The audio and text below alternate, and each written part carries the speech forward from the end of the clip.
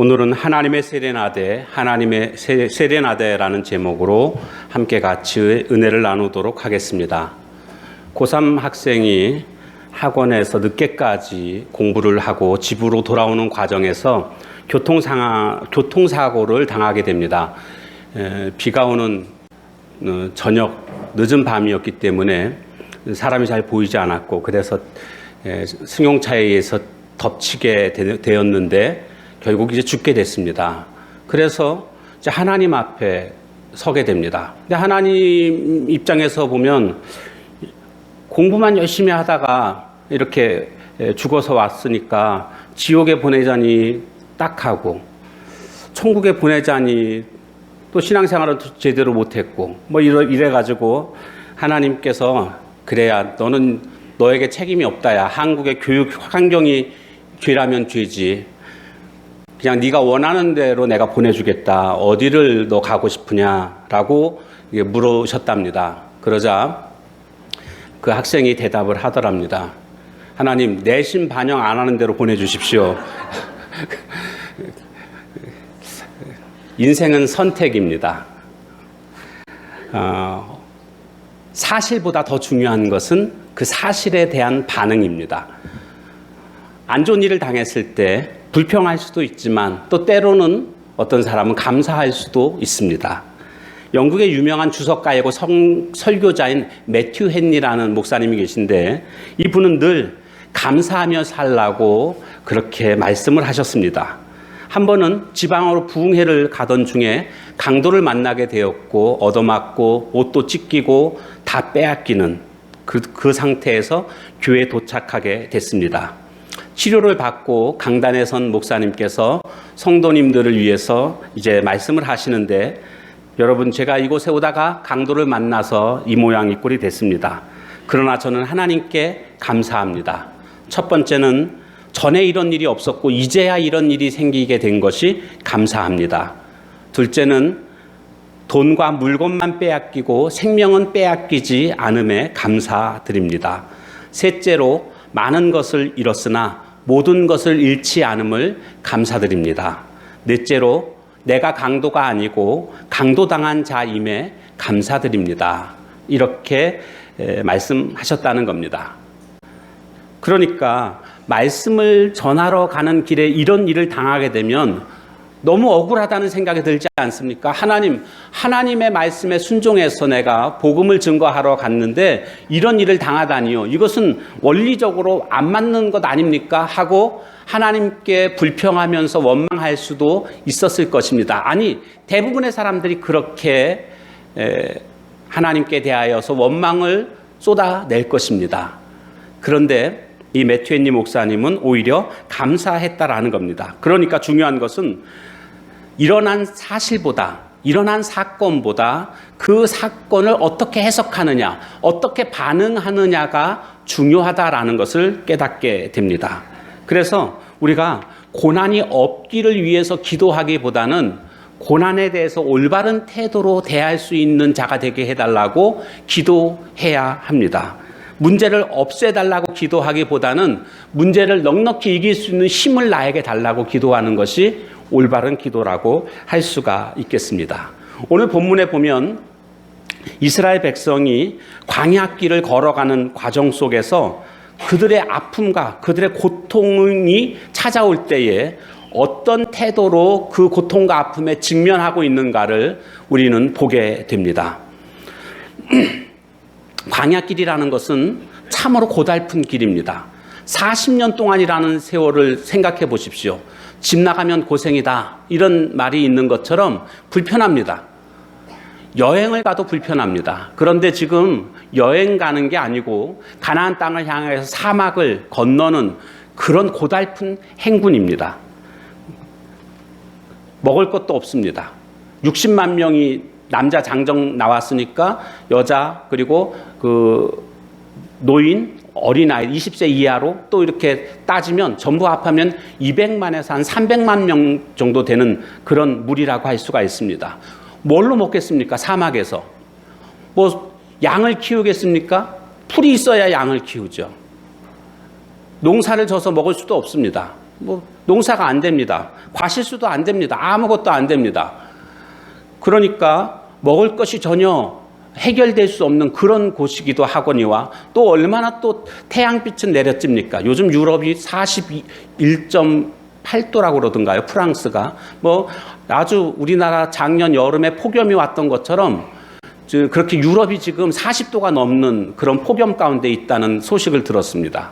그 이유는 사하라 사막의 뜨거운 공기가 밀려와서 그렇다. 이렇게 원인을 말하고 있는데 사막은 그럼 도대체 몇 도입니까? 지금 이스라엘 백성들이 광야길을 걸어간다는 것은 사막을 걸어가는 거거든요. 그러니 그들이 얼마나 고통스러웠는가를 우리는 충분히 짐작할 수가 있습니다.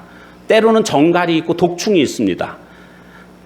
그런가 하면 그 광야길을 걸어가는 데 있어서 방해하는 세력들도 있었습니다. 아말렉, 에돔 이런 방해하는 세력들이 괴롭히는 이런 상황 속에서 그들의 그 광야길이라는 것은 너무나 힘들고 고통스러운 시간이었음을 우리는 충분히 짐작할 수가 있습니다. 사실 가나안까지 걸어가는 그 거리는요, 한 2주 정도 걸으면 끝나는 거리입니다. 거리상으로 보게 되면. 그런데 그들이 40년 동안을 걸어갔습니다. 그 이유가 있습니다. 그것은요, 그들이 가데스 바네아에서 모세가 12명의 정탐꾼을 보냈을 때에 10명의 정탐꾼이 와서 하나님이 원하시지 않는 보고를 하게 됩니다. 하나님은 그 땅을 주신다고 했으니까 무조건 들어갔어야 되거든요. 그런데 가보니까 뭐 거기는 거인들이 살고 있고 우리는 그들 앞에서 메뚜기와 같고 뭐 이러면서 백성들의 사기를 다 낮춰놨습니다. 그래서 백성들이 하나님께 대하여서 원망하는 이런 일이 벌어지게 되지 않았습니까? 그때 하나님은 화가 나신 거죠. 내가 알아서 다 가나안 땅에 들어가게 해줄 건데 왜 너희들이 판단하느냐? 이 믿음이 없는 이스라엘 백성들아, 너희들 아직 가나안 땅의 주인이 되기에는 아직도 멀었구나. 더 훈련해야 되겠구나. 그래서 하나님께서 40년 동안을 가나안 땅에 들어가기 전에 그 광야를 계속 돌아다니게 했던 겁니다. 연단의 과정이었습니다. 40년을 걸어가게 하신 이유는 그거였습니다.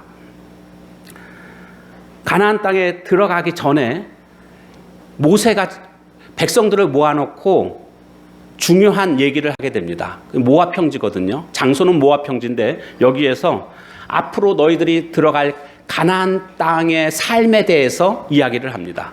그리고 하나님께서 왜 너희들을 40년 동안이나 이렇게 돌아다니게 했는지 그 이유를 지금 이야기를 하고 있습니다. 오늘 본문이 바로 그 이야기입니다. 가나안 땅 들어가기 바로 전에 모세가 백성들을 모아놓고 한 이야기입니다. 2절 말씀에 보면 내 하나님 여호와께서 이 40년 동안에 내게 광야길을 걷게 하신 것을 기억하라. 40년 동안 걸은 그 이유를 지금 설명하고자 하는 것입니다. 근데 여기서 보면 여호와께서 그렇게 하셨다는 겁니다. 여호와께서. 물론 그들의 믿음 없음 때문이기도 했지만 궁극적으로는 여호와께서 광야길을 걷게 하신 그 이유가 있다라는 것입니다. 그 의도가 무엇일까요? 첫 번째로는 바로 겸손하게 하시기 위함입니다. 2절 말씀 계속해서 보면 이는 너를, 그 이유를 40년 동안 걷게 하신 이유를 지금 설명하고 있습니다. 첫 번째로 이는 너를 뭐 하신다고요? 낮추시며 그랬습니다. 낮추시면은 겸손하게 하신다 그런 뜻입니다. 낮추신다라는 겁니다. 인간에게 있어서 가장 큰 문제가 교만입니다. 이 교만은요, 어떻게 할 수가 없습니다. 본성적으로 교만합니다. 근데 이 교만이 왜 문제가 되냐면 이 교만 때문에 하나님과 우리와의 관계가 가로막히게 됩니다. 인류의 조상이었던 아담과 하와가 선악과를 따먹게 되지 않습니까? 선악과 따먹은 이유가 뭡니까? 그것을 따먹게 되는 날에 너희들의 눈이 밝아지고 하나님과 같아진다.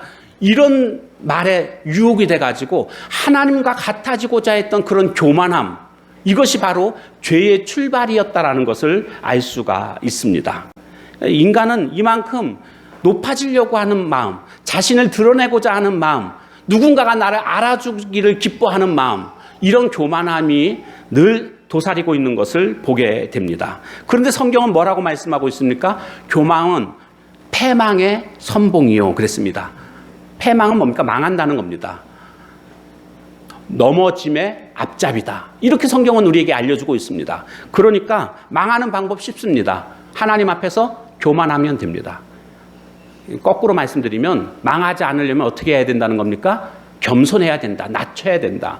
어떤 순간이든지 나 자신을 낮추는 그런 모습이 돼야지 나를 높이고 나를 드러내려고 하게 되면 결국 넘어지게 되고 망하게 된다라는 것을 말씀하고 있는 것입니다. 우리는요, 조금이라도 경계하지 않으면, 정신 차리지 않으면 늘 교만할 수 있는 존재입니다. 늘 자신을 드러내고 싶어 하는 마음이 늘 도사리고 있다라는 겁니다. 그러므로 우리는 겸손해야 되는데 이게 말처럼 쉽지가 않습니다. 말로 겸손해야지 100번 1000번 우리가 다짐한다고 겸손해집니까? 그게 안 됩니다. 어떻게 하나님께서는 겸손하게 하셨는가? 그 방법이 바로 광야였다라는 겁니다.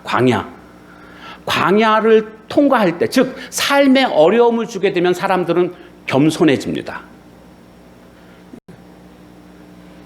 군대 가보니까 겸손해지더라고요. 요즘은 근데 군대가 너무 편해가지고 겸손해지지를 못하지 않나 이런 생각이 들기도 합니다. 근데 과거에는 진짜 군대 갔다 오면 겸손해지는 모습을 보게 됩니다. 아버님한테도 어머님한테도 존댓말을 갑자기 하게 되고 뭐 했습니다. 까요 이런 말 안 했거든요. 그냥 뭐죠? 하도 오래돼가지고 저도 그렇게 아주 존댓말을 쓰고 사람이 변화가 됩니다. 고통을 당하게 되면, 어려움을 당하게 되면 변화가 됩니다. 저는 군대에서 군복을 빨래하면서 눈물을 흘린 적이 있습니다. 빨래하면서 힘들어서 눈물을 흘리는 게 아니고요. 우리 어머님이 이렇게 내 거를 이렇게 위해서 청바지를 그렇게 막 비벼서 빨던 그런 모습이, 물론 세탁기도 있지만 이게 많이 있을 때는, 더러울 때는 세탁기로 안 되거든요. 요즘에야 드럼 세탁기가 성능이 좋아가지고 그냥 될 수도 있겠지만, 그래가지고 저희 어머니가 막 이렇게 비벼서 빠시고 방망이로 두들기시고 막 이랬던 모습들을 제가 알거든요. 그러니까 이 군복 하나 빠는데도요, 어머니의 그 손길과 어머니의 사랑이 생각나니까요, 눈물이 이렇게 맺히더라고요. 고통을 당해봐야지 그제서야 어머니의 사랑이 뭔지, 아버지의 사랑이 뭔지를 깨닫게 되는 것입니다. 하나님께서 이렇게 지금 광야 속에 이들을 이끌어 가신 이유는요, 바로 그런 고통을 통해서 우리가 얼마나 연약한 자인지, 우리가 얼마나 부족한 자인지를 깨닫게 하심으로 말미암아 겸손하게끔 하시기 위함이었다라는 것입니다. 우리는 늘 겸손한 모습으로 살아가야 됩니다. 겸손해야 되겠구나. 자꾸 높아지려고 하는 마음들 자꾸 억누르고 하나님 앞에서, 사람 앞에서 늘 겸손한 모습으로 살아가는 것, 바로 그것이 하나님이 원하시는 삶의 모습이라는 것을, 광야길을 걷게 하신 목적이라는 것을 우리는 기억해야 되겠습니다. 두 번째로는 시험하시기 위함입니다. 시험하시기 위함이었다. 2절 말씀에 그 다음에 두 번째 나옵니다.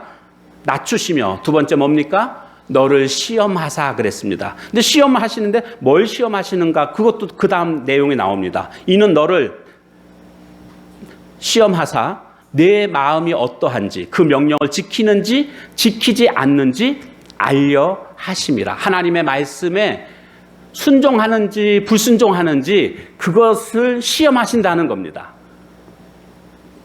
시험이라는 단어가 한국 성경에는 그냥 시험이라고 번역이 되지만 원래 히브리어에는 구분이 되어져 있습니다. 마치 사랑도, 우리는 그냥 사랑 하나지만 아가페, 필라오, 이렇게 에로스 이런 식으로 그 헬라어가 구분이 되는 것처럼 이 히브리어에서 시험은 구분이 됩니다. 그래서 영어 성경 번역한 거 보면 마귀가 주는 시험은 템프테이션으로 번역해 놓았고, 하나님이 주시는 시험은 테스트로 번역해 놓은 것을 보게 됩니다. 완전히 구분되어져 있습니다. 물론 어떤 때는 이것이 살짝 이렇게 혼용되기도 하지만 그래도 거의 대부분 다 구분되어져서 사용되고 있는 것을 보게 됩니다. 즉 마귀가 주는 템프테이션, 유혹이라는 뜻은 우리를 망하게 하는 겁니다. 넘어지게 하는 목적입니다. 그런데 하나님이 주시는 테스트는 우리를 망하게 하는 것이 아니라 우리를 연단해서 우리를 더 축복의 사람으로 만들어 가시기 위한 그러한 시험이라는 겁니다. 우리가 학교에서 학생들이 시험 본다고 할 때 영어로 뭐라고 말하죠? 테스트라고 합니다. 왜요? 골탕 먹이려고 하는 게 아닙니다. 실력 향상을 위해서 꼭 필요하기 때문에 테스트를 하는 것 아니겠습니까? 마찬가지로 하나님은 우리에게 복 주시기 위해서, 우리를 더 큰 믿음의 사람으로 만드시기 위해서 테스트를 하시고 있다라는 것입니다. 하나님은 이런저런 일들 속에서 우리가 순종하는지 불순종하는지 하나님은 우리에게 말씀하시고 그 말씀에 대한 반응을 보고 계시다는 것입니다. 그래서 별로 어려움이 없는 평소에는요, 진짜 믿음의 사람과 순종의 사람과 불순종의 사람이 구분되지 않습니다.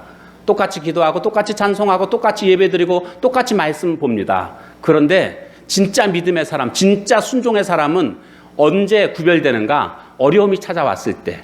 어려움이 찾아왔을 때에 정말 믿음의 사람, 순종의 사람은요, 상황과 상관없이 늘 하나님 앞에서 기도하고 찬송하고 예배드리고 하나님을 바라보는 그런 모습을 보여주고 있다라는 겁니다.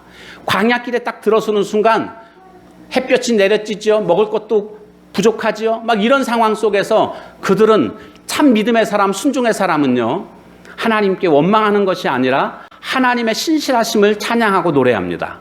그런데 그렇지 않은 불순종의 사람은 하나님을 향하여 원망하고 불평하는 모습들로 나타나고 있다라는 것입니다. 바라기는 오늘 우리의 삶 속에서 힘들고 어려운 일들을 만날 수 있습니다. 원치 않는 일들을 당하게 됩니다. 그것이 건강일 수도 있겠고, 그것이 물질적인 어려움일 수도 있겠고, 가정의 문제일 수도 있습니다. 이런 어려움들을 당하게 될 때에 그럼에도 불구하고 우리는 하나님을 배반하거나 하나님께 원망하는 모습이 아니라 여전히 하나님의 말씀에 순종하는 믿음의 사람들이 되어야 할 줄로 믿습니다. 세 번째는 가르치기 위함입니다. 가르치기 위함이다. 3절 말씀을 보겠습니다. 3절 말씀 같이 읽겠습니다. 시작. 너를 낮추시며 너를 줄이게 하시며 또 너도 알지 못하며 내 조상들도 알지 못하던 만나를 내게 먹이신 것은 사람이 떡으로만 여호와의 입에서 나오는 모든 말씀으로 사는 줄을 내가 알게 하려 하심이니라. 아멘.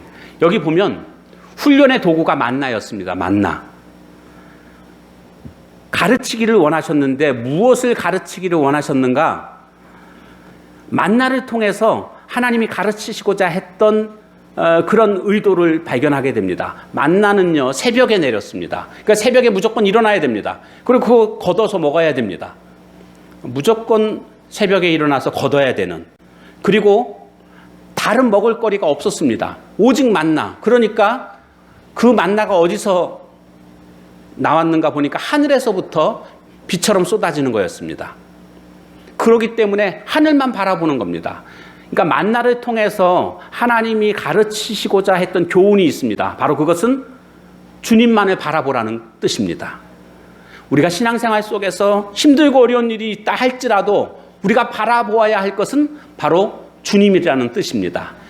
해바라기가 해를 바라보기 때문에 이름이 해바라기라고 지어진 것 아니겠습니까? 마찬가지로 우리의 삶 속에서 힘들고 고통과 아픔의 순간들이 온다 할지라도 우리가 바라보아야 할 분은 오직 한 분, 여호와 하나님 한 분, 그분만을 바라보는 주바라기의 인생이 되어야 할 줄로 믿습니다. 우리가 수고하고 노력하는 것은 마땅히 해야 하는 것입니다. 그런데 내가 수고하고 노력했다고 해서 모든 것을 얻는 것이 아닙니다. 우리가 어떤 것을 얻었다고 한다는 것에는 전제가 있습니다. 하나님이 허락해 주셨기 때문이라는 겁니다. 엄밀하게 말하면 내가 수고하고 땀 흘린 그것에 대한 열매를 얻고자 한다면 하나님께서 허락해 주실 때 하나님이 복 주시지 않으면 얻을 수가 없다라는 겁니다. 노력한데도 다 얻는다. 물론 그렇게 되어야 합니다. 이 세상이. 그러나 그렇게 됩니까? 안 됩니까? 잘 안 됩니다. 하나님이 복 주셔야만, 하나님이 문을 열어주셔야만 복이 오는 것이고 그 열매를 딸 수가 있는 겁니다. 수고하고 땀 흘리는 것은 기본입니다. 누구나가 해야 되는 겁니다. 그거 하지 않고 그렇게 얻으려고 하는 것은 그거는 불안당입니다. 불안당이 뭡니까? 안 입을 자에 땀 한자, 무리당자.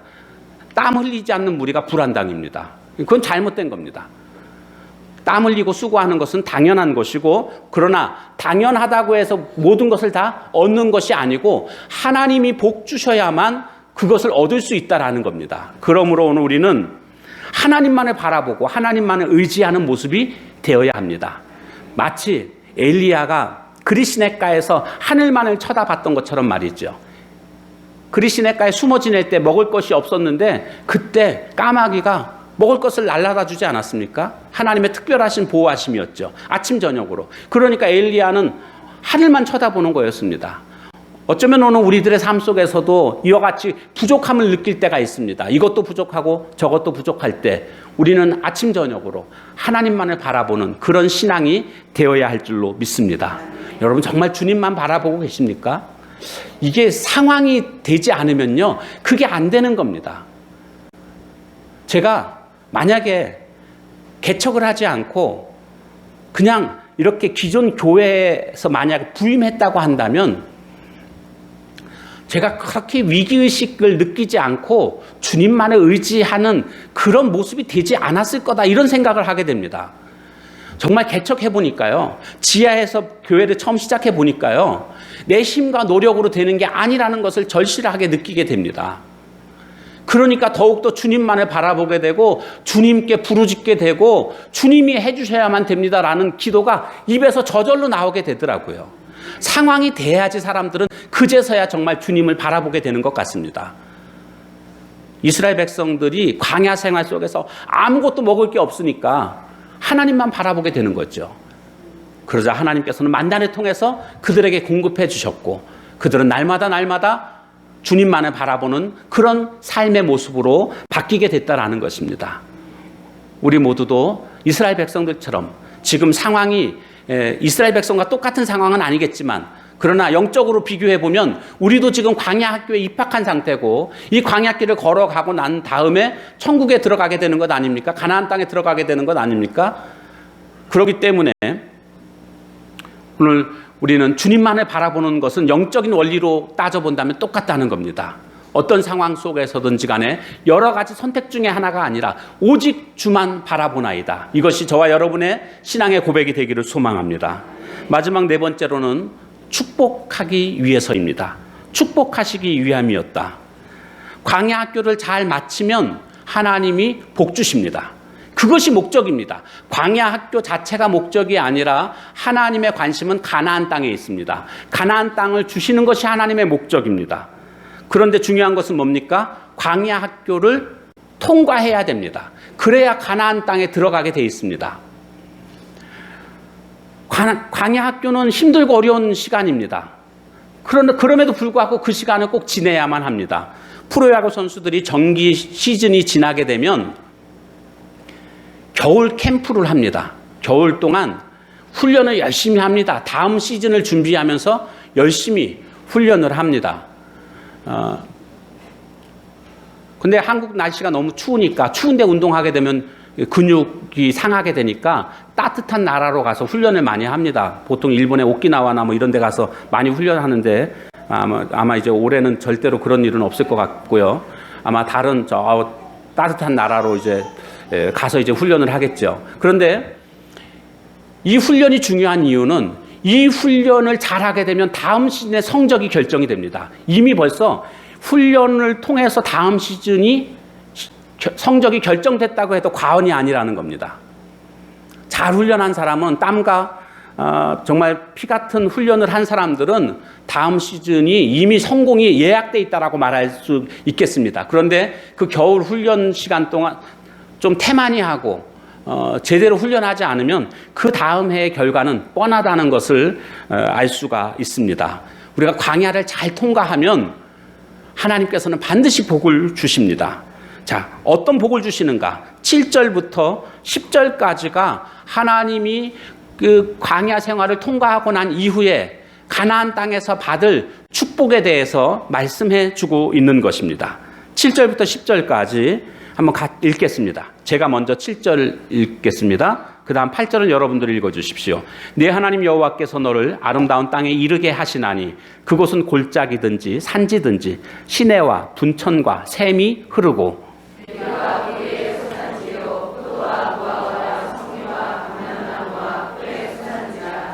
내가 먹을 것에 모자람이 없고 내게 아무 부족함이 없는 땅이며 그 땅의 돌은 철이요 산에서는 동을 캘 것이라.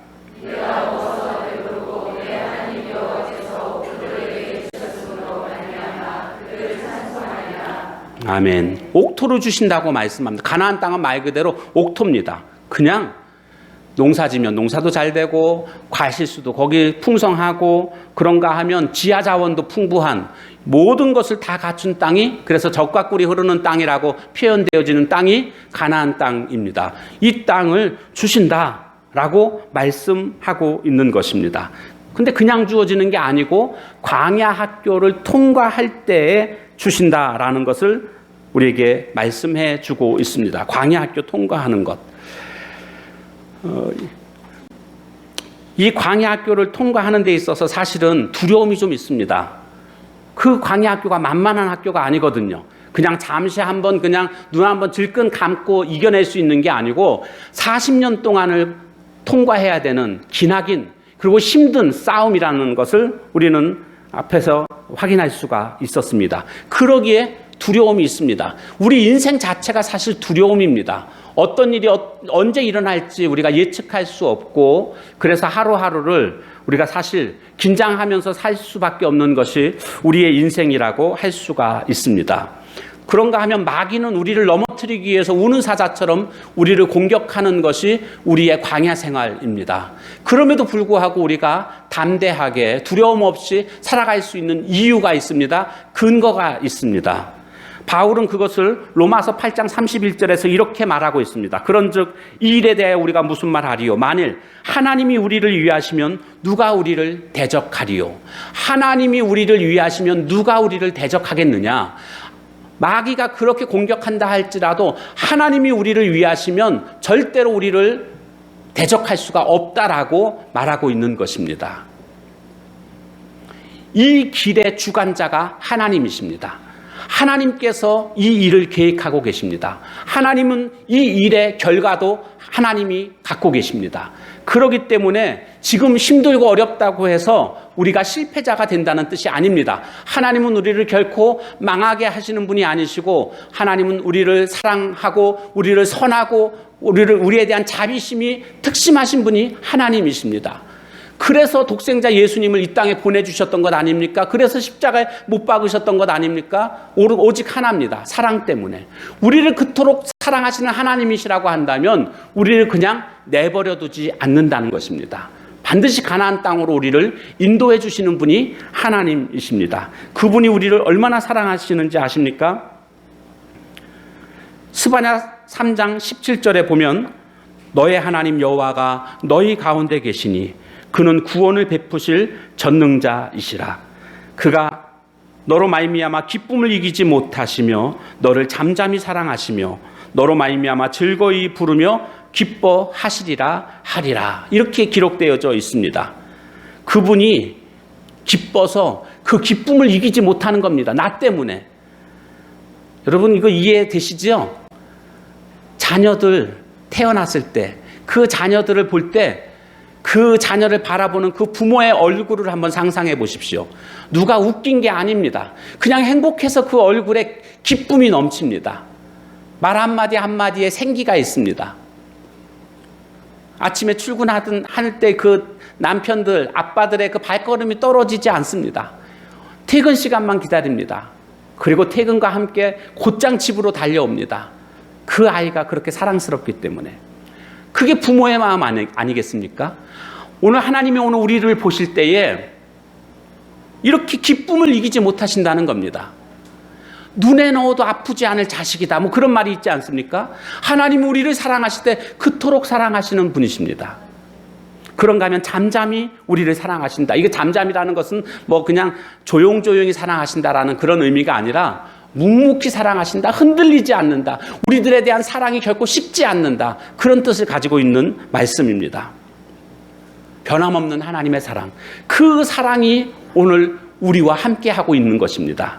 그 사랑이 있는 한, 주님이 우리를 인도하는 한, 우리의 그 광야길이, 그 광야학교가 고통의 시간이고 또 인간적인 눈으로 볼 때 아픔의 시간일지는 모르지만, 그래서 저주의 발걸음 그런 시간이라고 생각할지 모르지만, 내용적으로 보게 되면 하나님의 사랑이 함께하는 시간이기에 사실은 광야길은 축복의 시간인 줄로 믿습니다.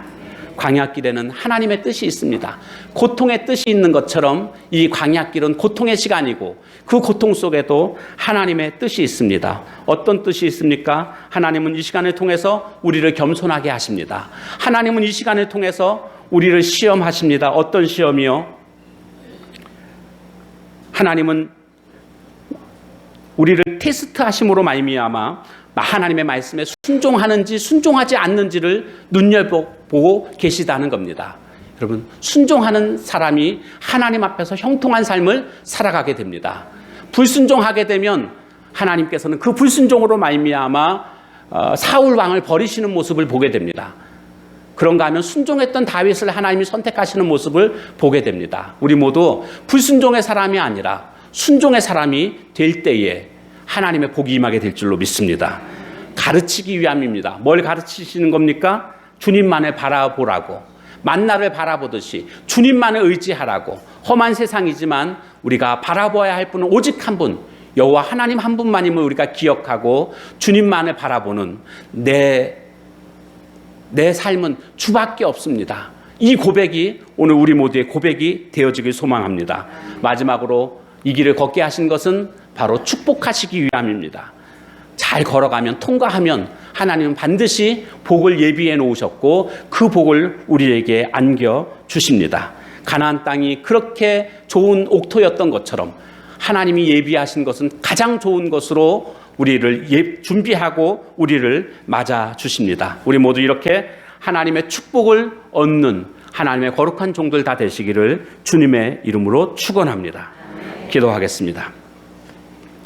이 시간 함께 같이 기도하죠.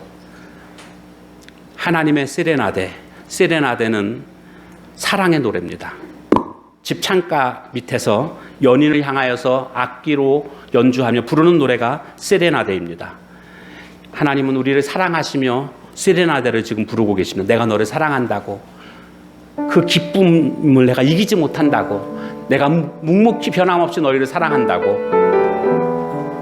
그래서 광야로 우리를 몰아넣으십니다. 우리가 미워서가 아닙니다. 우리를 사랑하시기 때문에 광야길을 걷게 하셨습니다.